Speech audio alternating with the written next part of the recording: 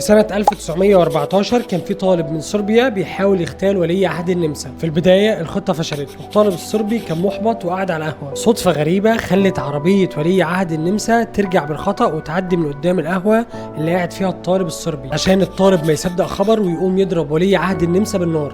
واللي حصل بعدها اندلعت الحرب العالمية الأولى، حرب مات فيها 20 مليون إنسان. وكل ده بدأ من حدث بسيط وعربية ضلت طريقها. ده حتى أثر الفراشة ممكن يكون حصل أو بيحصل أو هيحصل معاك. يعني تشوف شخص كان ماشي ورباط الجزمة أو الكوتش بتاعه يتفك ويوطي يربطه فما يلحقش الأتوبيس أو العربية، علشان يمشي كام خطوة قدام يركب عربية تانية أو يروح الموقف، وهناك ممكن يقابل حد يبقى شريك حياته أو حد يبقى بينهم شراكة في العمل. مكالمة تليفون في وقت معين ممكن تغير حياة شخص. حتى الكورونا بدأت من فيروس واحد هناك بعيد في الصين وانتهت بالعالم كله مقفول. ليه سماها أثر الفراشة؟ لأن ببساطة لورنز كان بيسأل سؤال شهير في البحث بتاعه: هل ممكن رفرفة جناح فراشة في البرازيل تعمل إعصار في تكساس؟ تقدر تعتبره كمثال أو تعبير مجازي بيحاول يوضح بيه الفكرة بتاعته.